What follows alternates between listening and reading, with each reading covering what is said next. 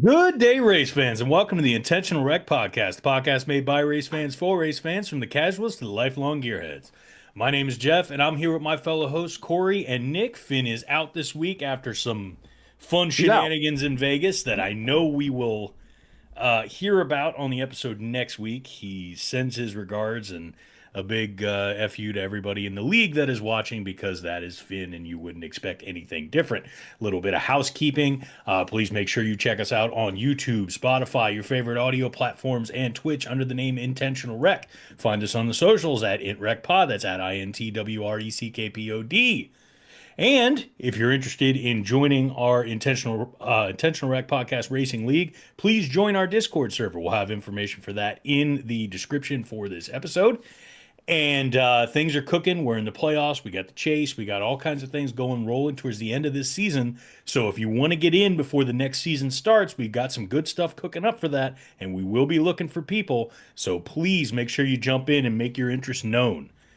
Outside of that, we are coming off of an episode missing last week with all things going on. So we're sorry that we missed you there. Technical But we're difficulties. back. What's that? Technical difficulties. Technical difficulties, but we are back to, we will recap Phoenix, we will recap Vegas, and we will talk about Darlington this week. Don't you worry, we will have you covered. All of that being said, how are you fellas doing? Not bad. Don't feel great, but I'm here, living, doing the thing. Corey's feeling a little sick, a little under the weather, but glad to be back on the pod. Talking about NASCAR, man. I gotta admit, I didn't know until like 10 minutes ago that Finn wasn't gonna be on the pod tonight. Surprise! I was hoping that he would. I mean, I have been insanely busy all day, so I missed the memo somewhere. But I was hoping that he would be, and here's why. Because I was going to ask him, and I will ask him this as soon as I talk to him again. Was that race exciting in the building? Because TV wasn't great. I've heard that it was. It was a good race. So I've actually got some notes from Finn. So he says it's the live reaction. He says it's a fun track. The restarts were bangers. He said that he had great cell service. The whole time. He could watch the race on his phone super easy if he wanted to catch the broadcast. The detractions, I guess, from Vegas were no BYOB. You couldn't bring your own beer. Couldn't bring your own drinks. And you know how most, races you go to, especially on the East Coast, have like little flea market pop-ups that you go and get, merch and like old merch, not from the haulers, but old merch and die casts and stuff like that. Nowhere to be found at Vegas. So that's surprising. I mean, I know Vegas. I mean, obviously, Las Vegas is a major American city. All right, granted that, but like, I've always kind of thought of Vegas as a little bit of like a desert oasis kind of. That it's like, I want to see, like, outside of town, there's like tumbleweeds and cactuses everywhere. Like, it's kind of in the middle of nowhere. It's this big giant city in the middle of nowhere, right? But I guess it's not. I don't know. I guess it's not as country as you would think on the outskirts of Vegas. Is the track close to the Strip? Like, how far is it? Do we know? No, it's a decent ways. It's out of the city. Right. So they have plenty of room around it. To set stuff up. It's adjacent to an industrial park. Okay. So you'd think that they would have resources. Yeah, you would think they would have at least space for, setting up stuff like that, but I was looking at some of Finn's other notes that he said. He was saying it during the race. He said it repeatedly, and it's in what you had said that he had sent over. It said, "I love Denny Hamlin. Denny Hamlin is my favorite driver. I no longer like Jimmy Johnson. Denny Hamlin is God." That was a strange note to get from Finn. It was. But it was, I mean, Hard I eye. understand. I get With it. the hard eyes emoji. And an Yes, 11 right after it was like he sent like this strange, like, photoshopped image of him with hard eyes looking at Denny Hamlin standing by his car. And I can appreciate a change of heart. It's nice, Yeah. I'm not going to say. This is how we'll know if he ended up watching the episodes. I'm not going to comment on the validity of that. But Denny Hamlin got a win at Vegas. So 61. Big win, big number 61. That puts him in very interesting company because now he has a win in all of 20 years, which puts him in company with Dale Earnhardt, Richard Petty, Bobby Allison, and is that it? Or was it 5 drivers that have had wins in all of 20 years of racing? And I feel like I'm missing one specific, but either way, he is among elite company and one of only 5 drivers to have done that in the history of NASCAR, which is fantastic. It just continues to climb. And my goodness, the end of that race, like anybody that Corey, you were in voice and Yeah. we It was getting real dusty. It got real dusty real fast when Jordan walked his mom like up the bank of that track and they went and hugged. It was over for me, Well, dude. Like, we'll get just like, we'll get to that. We'll get to that. Let's Yeah. talk Phoenix first. So we missed an episode. Right. We did not react to Phoenix, and I mean, honestly, my thoughts about Phoenix from who dominates there, it's more of the same. Blaney. That is his track now, as far as I'm concerned. Yeah, it's the Blaney show. It ends up being like, so that was a big day for Penske in general because we had the IndyCar doubleheader and we had IndyCar win. We had an IndyCar Penske win. We had a NASCAR Penske win. That was just, all around great day for Roger Penske and his guys. So that was a big deal. The race itself was very entertaining. It was very interesting to watch, but most of the time for the stuff in the back, right? Because Ryan Blaney and at one point Logano, but I would argue that when it comes to utter Phoenix dominance from wire to wire, it comes down more to Ryan Blaney than it does Joey Logano. Yeah. Well, it wasn't even in this race in particular. It wasn't particularly close. No, like Blaney was just way faster than everyone else. Yeah, for sure. And the Penske guys looked good, Cindric and Logano, but they had nothing for Blaney. No one did. I mean, it was just as soon as he got to the front, he was just running away. I mean, Logano got caught up in some in a wreck, I believe. Yeah, he wrecked out. I think they both did. That was the race where Cindric got punked into the wall, wasn't it? Is that one? Yep. Okay, yeah. Yep. Cindric got tore up, yeah. Actually, all of the Penske cars, other than Blaney, had some issues. But man, Blaney made everybody his bitch that race. Well, yeah, that's excellent phrasing, to be honest. New horsepower package. Yes, which looked great. Yeah, there was a lot more passing. There was a lot more tire wear. Yeah, they needed to do something, and they did. Is really the long and short of it. It's just not. Phoenix has been a little bit of a snooze fest for the most part, and it's funny because I love that track as like a newish sort of fan of the sport at this point. It's like Phoenix is one of those ones that it's like this should be awesome, and I don't quite understand why it's not. But this was definitely closer to awesome than not. Yeah, for me anyway. No, I agree, and I think earlier I was glad that they moved the final race from Phoenix to Homestead. But now that we don't have a, winner take all race at the end, I'd be fine with them keeping the finale at Phoenix if it raced like we saw it race 2 weeks ago. Yeah. And it might be even better in November. Yeah. Honestly.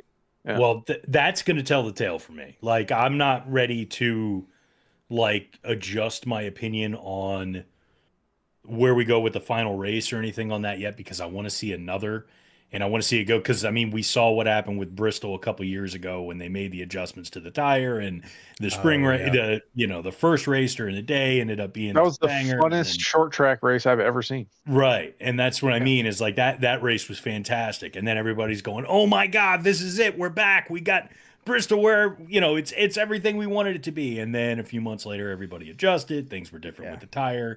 It was a playoff race. It meant more, and it ended up being less of a great race, and it just wasn't quite the same. I'm not saying that that's what will end up happening with Phoenix. I think this is going to balance out a little more, and I think the second race is going to be very good. But at the same time, I'm just not quite counting my chickens before they hatch on that one yet. Yeah, I can see that take for sure. Just one thing that I wanted to bring up. My whole thing about them taking away the final race from Phoenix was because I didn't want Phoenix to be a championship decider. Yeah, absolutely. Right yeah. So kind of I'm still glad that Homestead is the final race. It just feels better from a nostalgia standpoint, but it should be in Florida. It should be in Florida. Let's be honest. That's our country. How about one of the things that I saw not only at Phoenix but also at Vegas, which we're about to get into, the speed of the JGR cars is great. It's insane. So far, so good. Unless you're in the 19. The speed's fine in the 19. Christopher Bell with a P2 at Phoenix. Ty Gibbs, P4. Denny with a P5. I think Ty Gibbs would be in the playoffs if it finished today, right? He's like in the top 10 or something like that. He should be. Let's see. Ty Gibbs, P10 in standings yet. Yeah, that's what I thought. Yeah. Oh, you know what? We also didn't get... Oh, wait. Who won fantasy this week? I know I'm getting off topic. My bad. I won Phoenix week. All right. I don't know who won it this past week. We're going to give it to you, buddy. Oh, Hellseeker won it this past week. I was second. That's right. I was bad. I was real bad. Yeah, the standings are interesting as it stands right now after Phoenix and Vegas, because we now have 5 Toyotas occupying half of the top 10. Yeah. Are Toyotas right now.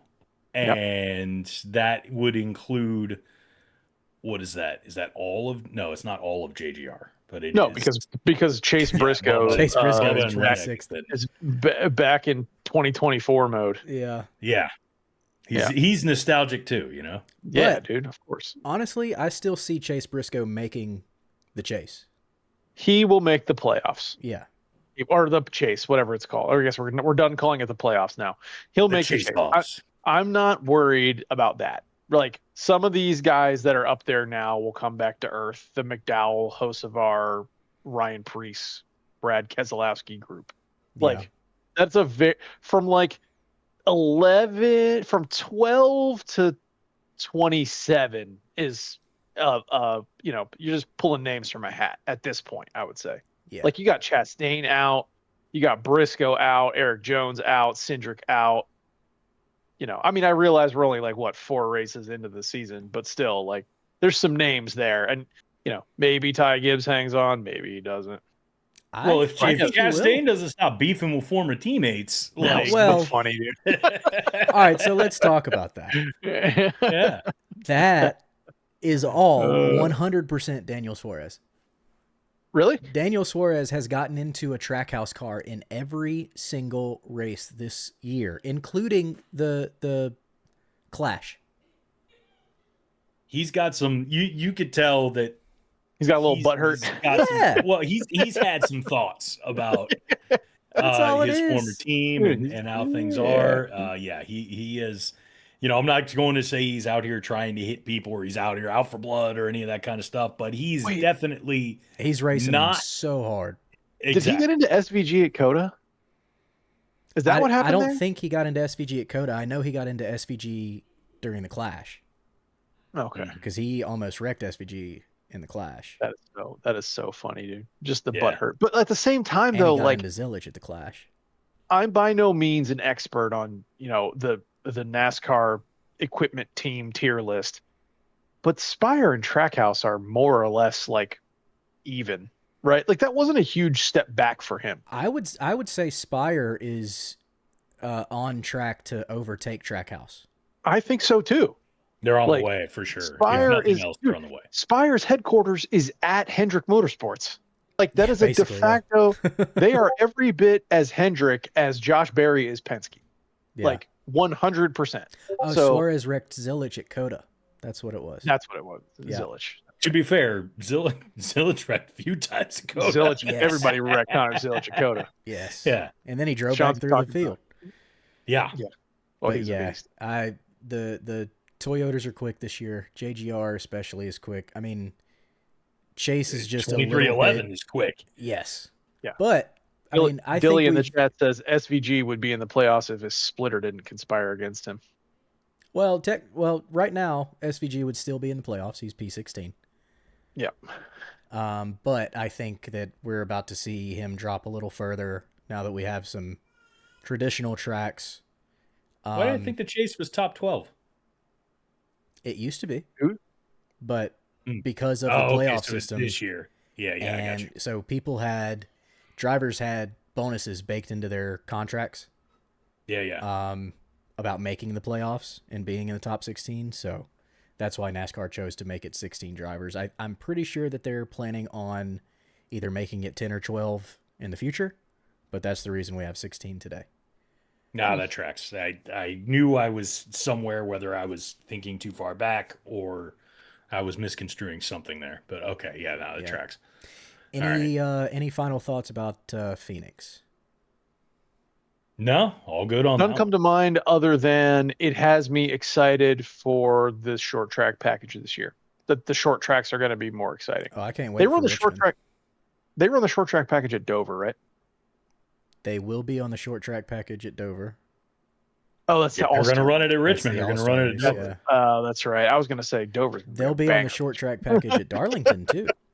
Yes, they will next week. So Well, that's what's the thing is about that. That's going to me, the difference there, or the main concept there is new package with what it does to the tires on the other surface at Dover. It's like Richmond is going to tell a lot, but then you also can't necessarily be 100% certain on what the surface is going to do with this over at Dover, which is going to make that interesting. But it is just the All-Star race, so it's not points. But And they'll be on the rain tires. right, Yeah. because At it's Dover.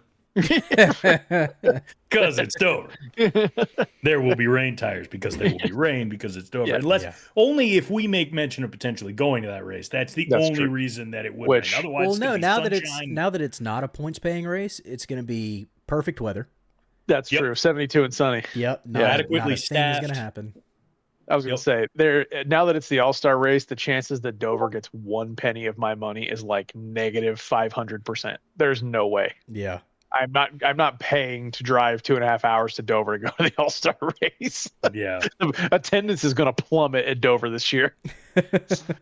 maybe some people might have the opposite mindset. We'll see Yeah, how it shakes out. All right. Either On to way. Vegas. It's Vegas time. So, Jeff, what were your thoughts about the Vegas race?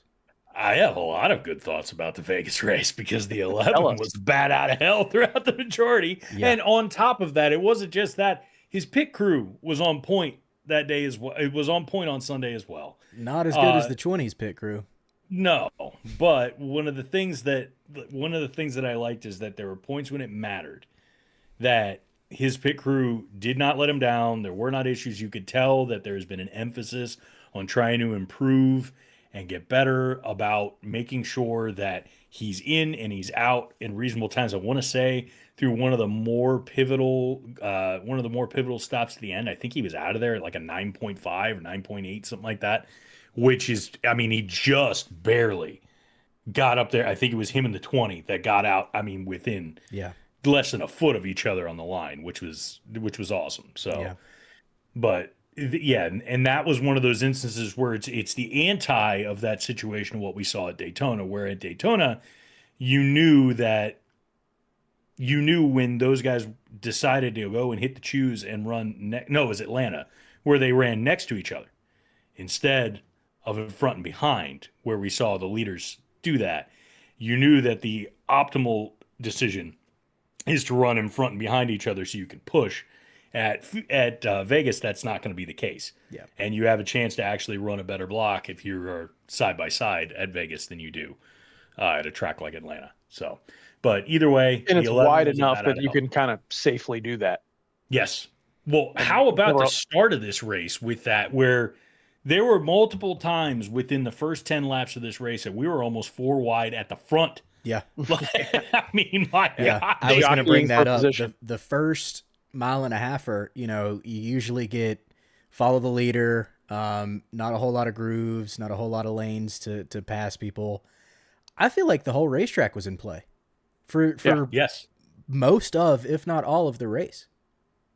Yeah. We There saw a was lot of competition on the outside. Sorry. Yeah. speed on the bottom as well. Yeah. Mhm. Like, I've only obviously ever driven it in video games, but everybody runs the top at Vegas. And I'm like, these guys are just wrapping the bottom right now and finding some serious speed. They were just carrying speed through the bottom of the track. You could pretty much go anywhere. The fastest, Denny, Larson, a couple guys like that were just seemingly faster than everybody else, could just put the car anywhere they wanted, it seemed. Well, Larson, Handling was really in play. so Larson, I know Finn was listening to Larson's radio for some of the race. He did say that so he shot out of a cannon early on. He was up, close to the front. And then he said that he started to feel the car get tighter and tighter and thought that it was going to build tight throughout his whole first run. So they made an adjustment, and then in stage 2, he said it was still getting tighter. And then they were going to make another adjustment. At the end of stage 2, though, he said that, wow, it didn't get tight at all. And then I guess they went backwards on their adjustment and kind of messed him up there, because then he fell back. I mean, he led something like 60 laps and then he barely finished 7th, I believe. So he was having some issues all day. But Chase Elliott, P2. Yeah. Showing up. I feel like, he was catching Denny, and then it kind of leveled off. If that race was 10 more laps, it would have gotten very interesting. Yeah. Yeah. I was very vocal about this as we were running through the end in the chat. I was glad the race ended when it did. I was very frustrated that a caution happened when it did, just because there was a point where Denny was far enough ahead that I could almost breathe. But of course the caution came out at the end. He had to go and fight his way back and get to the lead and get out to the front. But it was, it was tough, and the 9 was really making his way up to the front there towards the end. And it was going to be nerve wracking if they, 2-3 more laps, and it was going to be a dead heat to the finish. Yeah. So I have a question for you pros. Is there anything to all the JGR cars having all the JGR cars speeding on pit road? What's the deal with that? Did they just get something wrong on their sensors or like on their lights? I mean, they most likely calibrated to the same RPM range. Right. And the RPM range must have been off. Yeah. I mean, that's all that I can think. I have to imagine it was something team-wide. Very simple like that got missed. Because I think it was Briscoe, Hamlin, and Bell all had speeding penalties. Gibbs. Not Bell. Gibbs, not Bell. Not Bell. And it was all in the first sector of pit road too. Yep. Yeah. Always entry. My professional take on that is hit pedal too hard, too fast. So there you go. Well said. It's just weird for it to all be from the same team. Mm-hmm. Yeah. Oh yeah. Absolutely. Well, it's definitely there's a much more technical definition. It's calibration. So it's got to be some kind of calibration with the lights on the dash or something like that. But wasn't Denny's and Ty's under the first time they came down pit road? Yeah. Mm-hmm. Yes. They both got sent back early at the same time, and both fought their way back. I mean, and honestly, just given the way Denny said that he had felt about the car throughout the whole weekend, I had expected that. What impressed me was Gibbs. Yeah, what impressed me was Gibbs. I mean, he didn't let that bug him, and he fought his way back up to the front very well. And it wasn't as much of a factor as it would have been in the past for him. There were times over the last couple of years where you would have thought, or it would have been set in stone, that Ty Gibbs getting a speeding penalty in the first stage, which means you're not going to see Ty Gibbs anywhere to the front, barring any kind of catastrophic caution. So no, he's getting better. He's got speed. Did you guys happen to see that Briscoe got a speeding ticket on the way to the track? Yes. And he said, "See, let's the hope this is JGR the thing? only speeding penalty I get." Yes. He posted to his Instagram story, "Hope this is the only speeding penalty I get today." and posted a picture of him getting pulled over, and then he got a speeding penalty and ended He up. should have said it was a calibration issue. Little did he know. He fought back to 8th, though. He fought back to 8th, Yes. 7th. Oh, he got. Oh, wait, did he get overtaken at the end? He might have. But the biggest detraction to his day was no stage points, because he's just fighting and clawing the whole day. But he really gutted it out. Yeah, he ended up 8th. Larson got him back. Yeah, that was a fun race. That was good. Vegas is always one of those where you expect it to be a decent race. I mean, most of the time, like, Vegas is at least engaging. That was one where throughout, and I think the consistency was one of the main differences, was throughout the majority of the race, it was worthwhile. Man, a little bit of a lull there at some point there through about the middle of the second stage, like right smack in the middle of the race. Other than that, though, it was engaging throughout the race. So. It had its moments, but there was pretty substantial stretches where I'm just like, okay. I mean, for much of stage 3, the only thing that was really exciting was watching Briscoe come up through the field. I thought, anyway. Baby appearance. Oh. Say hey, pretty. Say hey. What's your daughter's name, Nick? Addie Blake. Addie Blake. Welcome to the show, Eddie Blake. We're talking about NASCAR. We're talking about cars. She's about to go to sleep. Good night, pretty. Oh, hold on. I love you. Good night.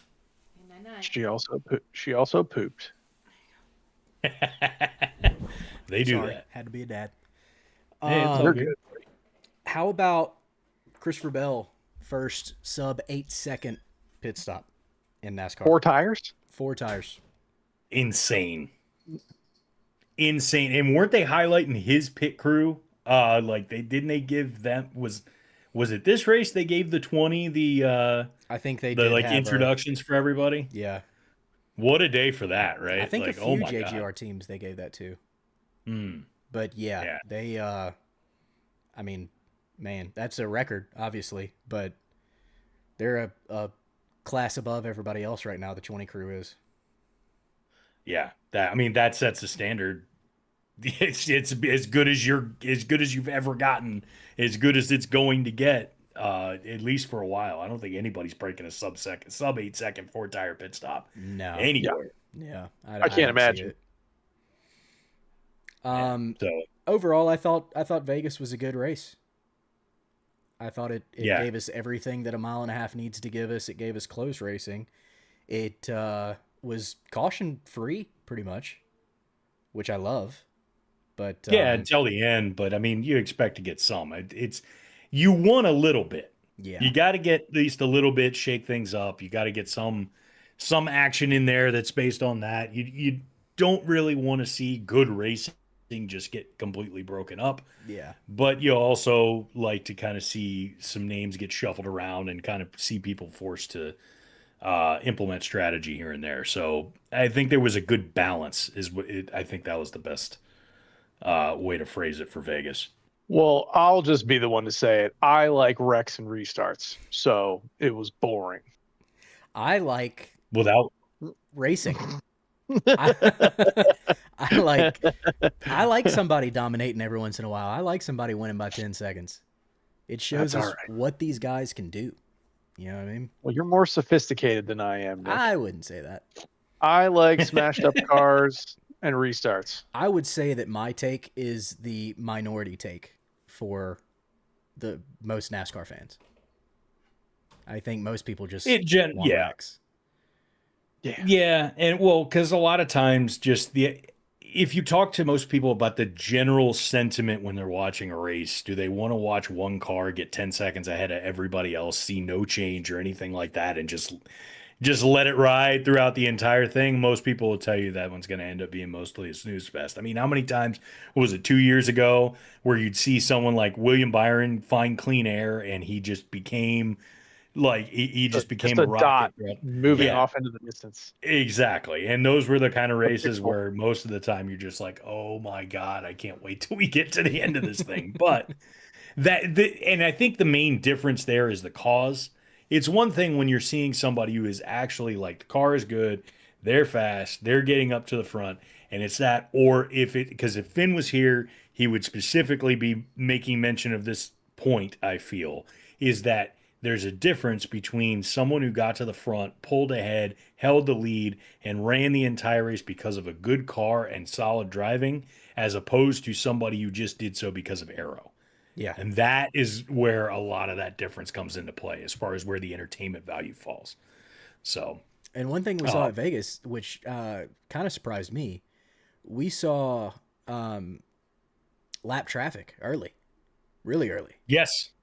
Which I mean, made what was it? the Within leaders 15 laps, I think. Yeah, it was real super quick. early. But Yeah. it made the leaders move around and search for air and change up their lines. I think that's where a lot of the extra grooves came from. I mean, because I think I don't think everybody walked into Vegas this past Sunday expecting to be able to hug the inside and stay fast. I think people were forced to implement that as a strategy once they started hitting lap traffic, once they started getting into a situation which they had no other choice, and then realized there was speed there, and it actually opened things up throughout the whole day. Yeah. So that was a big deal. So I don't know if yeah, go on. I was just gonna say, any final thoughts from Vegas before we look at the points? Less bangery than I would have hoped. I thought it was a good race. Good He race. sticks to his guns. Yeah. Good race. Happy for Denny Hamlin. Everybody on the planet is happy for Denny Hamlin. But not enough restarts. But not enough restarts. I will say, to that point, touching on what I was getting at earlier, it felt strange for me to see Denny get out of his car and for it to be primarily a positive reaction. But dude, you can't I get that it. guy's. No one's gonna kick that guy right now. What I was saying it throughout the entire, like I said it while we were watching the race. I was like, at this moment, if they go and do this, and on his next win, it won't be necessarily the same. Or if it's a season later, it's not going to be the same. At that particular race, in that particular situation, if you were one of the ones that is just outright, sticking to the booze, you're the jerk in that case. You are a scumbag, dude. You have to be an absolute scumbag. I was one of the biggest Denny haters all the way up until the end of last year. What changed my mind on hating Denny was how screwed he got in that championship race. And I'm a Larson fan. I should have been happy. I was just about to say, Nick, I don't even know who your driver is. After all this time, he's just a Hendrick guy. Yeah, I'm more just a Hendrick guy. Anything else? He's a Hendrick. I was thinking about it over the weekend. I'm like, it's Chase and Larson, and then just Hendrick in general for Nick. Yeah, pretty much. Chase Elliott. Yeah. Yeah. I've gathered that banana bread. It's nice. Hey. Yes. Banana bread's good. Has very little personality. But no, he's got no personality. He's a wet rag. But you don't have to have personality to be a good race car driver. Yeah, that's true. I have proven it because I am the Chase Elliott of the IWP NASCAR League. I just can't win, and yet somehow I'm still in fourth place. Yeah, you're doing better than I am. Well, I mean, to that point, we're rolling into Iowa this week for IWP. Yeah. Our NASCAR league is going there. And is this playoff race number 3? This is playoff race number 3, and it's Iowa race number 2. Yes, because this is taking the place of Talladega because, well, we can't necessarily have nice things when it comes to drafting tracks in this league. And it was a vote was taken, a vote was had, and Iowa ended up being the winner by a very, very slim margin. So that's where this is. What we all miss is that sometimes the pedal also goes up, like the gas pedal. You have to pick up the gas pedal every now and then at Talladega, and then you have to hit that left pedal too. Yes, right. So no one wants to do that, so we can't drive there because no one knows. Like you can let go, it's called lifting. You can let go, and then you'll slow down a little bit and not run over everyone in front of you. That's not a just this league problem though. That's literally everyone Even on iRacing, when guys have like full rigs and not racing on a controller, nobody's going to lift at Talladega. No. And it's rough. Well, the thing is, if expected to break, why put wall there? True. You know, I mean, you Well put a said. barrier there. Why am I not? I'm just going to use the wall. Like, Yeah, why not use, like, you put wall there, I use wall. yeah. You put tool. This is simple logic. I use tool. Yeah, exactly. All right. Let's take a look at the points for Yes. NASCAR. So obviously Reddick still in the lead. He's got a 61 point lead still. But I mean, Denny up to P4. He was, I think, 120 points behind Reddick after the first 2 races. Yeah. Now he's only 78. So he's He catching vaulted up 8 there. spots through last week. Yeah. So we got Reddick in first. We got Bubba in second, taking over the second spot again from Ryan Blaney, who was second last week. Blaney's in third. Denny Hamlin fourth. Chase Elliott fifth. Bell, Larson, Byron, Busher, Gibbs, top 10. Yes. I think the heavy outlier there is Busher. Agreed. It's Busher more than anything else, because, I mean, you could say tie, but, I mean, at this point, Gibbs has earned it. Yeah. You know, I'm not looking at I'm looking at this and kind of looking at the performance over those races. And if you were to look at the two, this is contrary to what it would have been a year ago. If you would have said either one of these guys, and who you thought like kind of expected to be holding down that spot at the bottom of the top 10 between Busher and Gibbs, and I told you, like, well, what is Gibbs doing there? I mean, But Gibbs has 3 straight top 5s. Yeah. You know, he's on it. He's got speed, and he would have been, if they hadn't have gotten a speeding penalty, he would have been a threat to win it this past Sunday. And more time. I mean, no speeding penalty and a little bit more time. We just seen an even better finish out of him. I mean, he was on his way. So things are shaking out interesting. These next couple of races, things are going to start looking a little more sensible as far as what you would expect for maybe the chase picture to look like rolling in towards the end of the season. I like this part, like, we're about to start hitting more of the core of the season now, and it's going to be Darlington's going to be a banger. Yeah. I have absolute faith.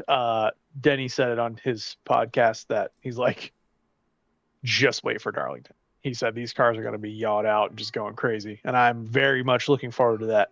Yeah, I'm interested to see the line. I mean, with it, if they're running the other package, is it going to be closest to the wall wins or what? It's going to be the same line, just because of the progressive banking at Darlington. So the lower you get, the less banking you have on the track. The higher up towards the wall you get, the more banking you have.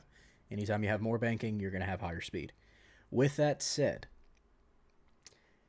the short track package will promote people to overdrive. It will promote tire wear. And I believe Denny said on his podcast, he expects maybe 3 or 4 seconds worth of fall off at Darlington. That's crazy. That's insane. That is wild. I wonder, like, we're probably going to see, everybody makes notes of the Darlington stripes, and hitting the wall. I think, especially early on, we'll probably see that. And I think qualifying is going to be very interesting to watch with that being the case, too, because just like you said, you may see more people attempting to overdrive the corner. I say attempting. You're going to see more people overdriving the corner just to try and grab those extra spots. The new system for the postseason has made things interesting when it comes to practice and qualifying, but it's going to make races like this even more interesting. One of the things that I love, and I made the case for this on the last episode, is we are seeing much more of a push for resilience from a lot of these drivers. Yeah, you were out, your car was beat to shit, but you're going to get you back on track, and you're going to go out there and finish things out. And you're going to actually try and get something. Yeah, you're 15 laps down. Go finish the race. I mean, I'm sure we're going to see it towards the end of the season. 1 point will matter somewhere. Yes, Yeah. absolutely. Yeah, those spots to get in between probably about 13 to 16 when we get to the end of the season are going to be tight. Yeah. Yes, One of the very, big- very tight. One of the big outliers in the points, talking about that 13th to 16th range, is Chase in 26th. I think he can get back to the 13 to 16 range. He'll be fine. By, He's got 20-some races to go, dude. He'll be fine. But, I mean, if he has any kind of luck like he had the first 4 races, ugh. Yeah. I mean, he had raced his way in last year before he won a race, and his start last year was also pretty atrocious. This is all very reminiscent of last year where they ended up doing great. Yeah, it's weird, though, because he was so fast at the end of the season, and then to come out and he hasn't lacked speed. Right. He's just gotten himself into bad situations and missing on the execution. Yeah. Yeah, which last year in the playoffs he was right up here for execution. Yeah, there was a lot of that. Well, so I'll just bring it up because you bring this up. That's a good segue. Speaking of right up here, Daniel Dye is suspended indefinitely by NASCAR for being a dummy. I have more harsh words for that whole situation. For anybody that didn't catch it, he was on a live stream and he was talking about a discussion he was having with David Malukas from IndyCar. And he decided that he was going to he was going to put on a generally stereotypical or homophobic accent in the way that he was talking in imitating David Malukas, and that got him in trouble. And the thing is, that in and of itself deserves its own space for stupidity in the way that it has no place for for anybody, but also a premier driver in NASCAR as far as what they're doing and representing the sport. That period, plain and simple. My other point, this is one of those things that this deserves its own tier of stupidity to me. How is it that you are a professional race car driver? You drive race cars for a living. And you asked, I can forgive you for not really knowing much about David Malukas. That's perfectly fine. There are IndyCar fans who may not know much about David Malukas despite him driving for the team that owns the damn league. But the thing that gets me is this spawned from him asking Malukas, do y'all drive ovals? IndyCar. That name is important. Yeah. They go to Indianapolis Motor Speedway. Indianapolis, the biggest spectacle in all of motorsports, on the most famous oval in all of auto racing. Also, yes, they were literally just at Phoenix. Yes, they were just there while NASCAR was there. Well, the Truck Series wasn't, but right. No excuse, but still, yeah. If Daniel Dye was still running Xfinity, then he would have known. So for starters, I'm not making any excuses for the guy, but it's not like it takes a PhD to be a NASCAR driver. He's not like the world's biggest rocket scientist. He's also a silly kid. Because I'm not talking about like the physics of the car. I'm talking about just knowing the damn. Do you go on ovals? Your profession. Yes. Yeah. Does IndyCar run ovals? Dog, are you serious? Like, yeah. It runs the oval. Like, there are people who have never watched a single second of motorsports in their entire life, and they are familiar with the concept of the Indianapolis 500. Like, it is that big. That part just blows my mind in regards to just it being that stupid of a question. Regardless, like I said, that's in its own space, and the homophobia is in its own space as far as things deserve. Like, yes, suspend the dude. Yes, send him out. Go get training. I will give him that. His apology definitely rang stronger than we have seen from other drivers potentially in the past, or in professional sports. Apologies for even worse have been. He was better than others And I will commend him for that.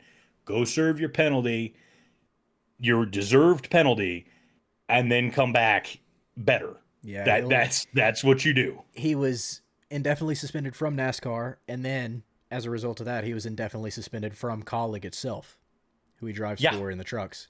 So he's gonna have to go on a PR tour. Number one, he's gonna have to take some classes. Number two, he can ask Larson about those. And yeah, I was gonna say this. Like, I mean, all of this is very serious, but Kyle Larson's still around. He'll be fine. Yeah. He'll be. I think we see him back in a truck this year. No one has heard anything negative about Carson Hocevar, and he had that whole kerfuffle at the end of last year, or in Mexico City. Like, he'll be fine. That was blown out of proportion. What he said, I agree with that. Actually, I said that on the podcast, and these two looked at me like I had three heads. But like this particular thing is bad, but like he's gonna be fine. He will lose 0 fans. No, and yes, he didn't have many to begin with. But. That's what I'm saying. Right. So any instance of him like not, as far as I'm concerned, any instance or chance of him not being in a truck before the end of the year will be his own doing. Yeah. And not necessarily stemming directly off of this. Corey, to your other point about, the way you were looked at to the blown out of proportion factor, this is just what I said at that point. It's a matter of the representation of the league and the representation of the sport. In a time in which you have a camera and a microphone pointed at you at all times and you are representing your sport, whether you like it or not, at all times, you can't do it. Sure, I agree. But we all know that saying those kinds of things doesn't necessarily hurt you with a very large portion of the fan base of the sport. Yes, but that is not. Don't disagree. That is not a redeeming statement. I agree, and I've said this at the time. I understand that, and I'm not saying that it's a good thing. Yes. What I'm saying is it's not going to hurt them either. It's a shitty thing to say, but I mean, the majority of the people that watch sport will be fine with it. Yeah. Exactly my point. All things considered, with the sport that we are talking about, especially, and everything else. Take your class and come back, and everyone will have forgot about this in 6 weeks. All right, let's get to picks for Darlington. Corey, I'm going to let you go first. Ooh, who must we use for Darlington? I'm gonna surprise some people here and take Eric Jones. Eric Jones is good at Darlington. Because he is, and I don't trust Briscoe in the 19 team as far as I can throw him right now, or I'd pick Briscoe, so I'll take Eric Jones. Okay. I don't hate that pick. Jeff? It's kind of low-hanging fruit. Well, like, that's the thing, is like, I know who I want. That's the thing, is I know who I want to win at Darlington. I know that I do think that he has a very significant chance to win at Darlington. If I wanted to make a hot take and say it's going to be somebody there, which I'll just do for now, just for fun, if I want to go and throw out an outlier that nobody's really necessarily going to expect, I'm going to say the world is shocked on Sunday when the 23 crosses the finish line and wins at Darlington Speedway. All right. Not a bad pick either. He has shown speed at Darlington. All year. Yeah, and all year. I don't know. I think we're going to see some different people up front with the different package. I still think Denny's going to be up there. I do think Chase is going to be much better going forward, and I think that the 19 team's going to execute. I think Bell's going to be up there. I think at least three Toyotas are going to be in the top 5. Yeah, I would agree. I think the other two in the top 5 are going to be Hendrick Chevys. Yeah, I can see that. My pick is going to be Larson, and it's a bit of a homer pick, but, I mean, unless he wrecks himself, he will be in the battle for the win. Unless he decides that he wants to Hail Melon it before the Hail Melon. Yes, unless he wrecks himself, which... There is a big chance that he will wreck himself because of the 750 horsepower package too. Because he lives right on that ragged edge. Yes, well, and that's what one of the things I'm looking for on Sunday specifically is one of the things about this package, and in this particular situation where the racing should be really good, is I think that we're going to run into more situations this year in general, but Sunday is a prime calibration point for it, is you can get very overconfident in that car very quickly. Yeah. Because if you started out early and you were decent on a long run to start in the first stage, you're going to feel that when you're getting into the point where you're in a, in a dead heat in a battle, in those last 25, 30 laps or so. And, you could get overconfident real fast. Yeah, for sure. So that's that. Yeah. I think Very this is going to be excited though. Yes. It's going to be a big I think it's going to be one of the best races of the year. When's green flag? Let's see. I know the pre-games and stuff are like 1:30 Eastern time. Seems Oh, like is it it's an earlier starting race? Later and later. Is it early? Let's see. I thought I saw that the That was last year. This year. Weekend schedule for 2026 Darlington Springs. Sunday, a Goodyear 400 starts at 3 p.m. So we're probably a 3:17 green flag. That's Eastern time, Nick. Yep. Yo, Central time, weirdo. O'Reilly race 5:30 p.m. Saturday. That still feels weird to say. Truck race 7:30 p.m. Friday. So we got a Friday, Saturday, Sunday banger this week. Nice. Truck race under the lights. How about that? That's kind of cool. Should be good. I think that every racetrack that has lights should only have races at night. Yeah, I agree. It just feels better. I don't know how to explain it. It's the way it's supposed to be. It's just, it makes me think of Saturday night racing. Sure. Like short track, like, homegrown type. At least in the lower series. Yeah, well, I mean, and that's a conversation we've been having here forever, which is the cup race should be on Saturday night. Yep. They can't do it Sunday night because then if it gets rained out, they're screwed and they're pushing to Monday. So make the cup race on Saturday night. Well, one of the things we'll is come back to Darlington and it'll be a night race though. That's true. Well, I was but a lot of that more so has to do with competing with. We get to the fall and we're into the end. You're competing with the NFL and then you're competing with college football, and in NASCAR in particular, as far as your audience and where a lot of your races are based and everything else, competing with college football is a larger issue. It's tough, yeah. Yeah, than it would be for some other sports, and we'll see that. Although this past week, the other thing is as far as viewership and broadcasts and all that, we did get bumped for bass fishing this past Sunday, as far as bass fishing getting the big Fox broadcast with NASCAR getting pushed. Also, how about IndyCar at Phoenix getting the big Fox broadcast and not NASCAR getting the big Fox broadcast? They didn't run at the same time. Nope. You could have had the IndyCar Phoenix race on Saturday and then saying, hey, come back right here tomorrow. Yeah. Where we run the cup race. The cross promotion that is supposed to and should go with bringing those two together. Yeah. To me, the two series, but primarily NASCAR, ends up being a little bit more of a stick in the mud on that one, where us as racing fans, we're going to not discriminate between one or the two. I can also see the point of view that NASCAR is going, well, why do I have to change or do any of this for this other series that is not gaining the same viewership and also is another racing series that is taking other airtime and stuff? Why am I supposed to be doing that?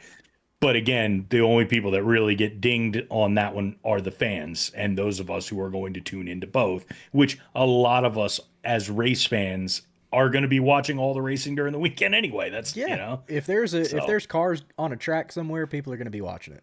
Yeah, exactly. At least I think that's right. And that's going to be where a lot of your core base is. They know what happened at F1 in the morning. They know what happened at the IndyCar race beforehand. They know what happened in the lower NASCAR series, and they know what happened at the Cup race. Yeah. You're a motorsports fan. You're a motorsports fan. You're watching any and all. So that is generally the case.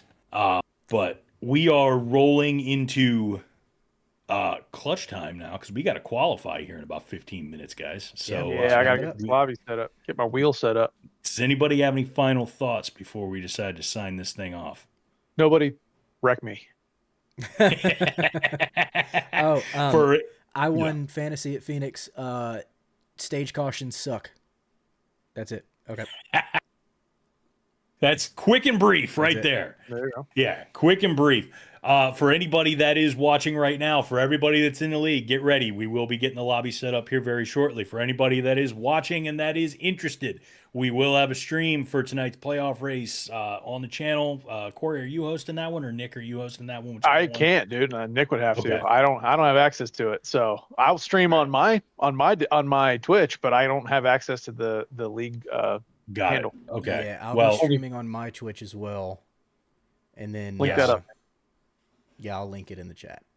yeah, that'll be linked in the chat for anybody that wants to catch the stream and wants to see what's going on. And then on top of that, I'm sure we'll get a VOD for a recap. Finn's usually been doing a good job about catching those when he is in town and able, so you can actually catch recaps of the action. And for anybody that is interested in joining up, this is a great time to actually see what we're all about and then see what the racing is like beforehand.